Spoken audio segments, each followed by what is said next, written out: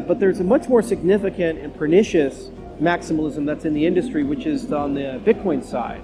And the difference here is that they've developed almost a cult-like mentality of kind of two very bad things. One, the only thing that counts is Bitcoin. Everything else is a shitcoin scam, and this technology doesn't matter, and there's never been any innovations, and the only innovation that matters is proof of work and what Satoshi wrote. And that's in itself extremely damaging, because there's no way to have a real conversation if the person on the other side basically says you're a criminal and you've done nothing, you've built nothing, you've achieved nothing, and there's nothing to talk about.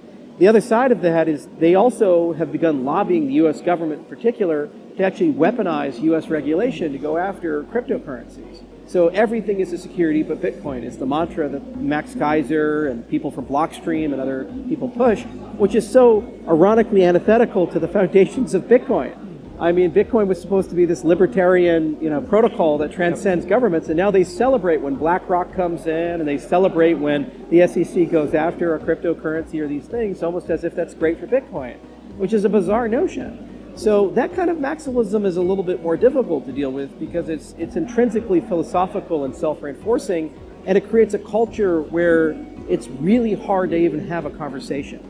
It's a lot easier to have a conversation if somebody dislikes somebody. You just make sure that person's not in the room. And the protocol's still there. It's very easy if it's decentralized to have that conversation. It's a lot harder when every single person on the other side is saying, hey, these people are evil and they should be banned and criminalized.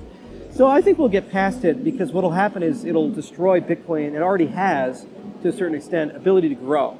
So while they've accrued a huge amount of value, there's no real reason to build a project on Bitcoin. There's no real reason to try to innovate in that ecosystem.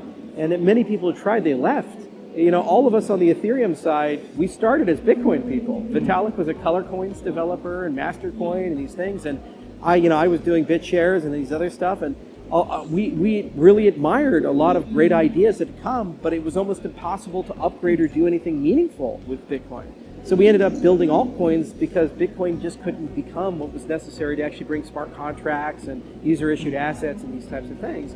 And we keep hearing, oh, don't worry, sidechains and Lightning and these other things are coming and they'll conquer the entire space. Well, I was hearing that in 2013, in 2014, and we were told that everything will be different. So they've just decided to dig themselves in, and I wish them well, and I really wouldn't care or mind, because why is it my problem? If only the fact that they actually lobby the U.S. government to actually go after altcoins and they push very hard, that's not okay, and they should be called out for that.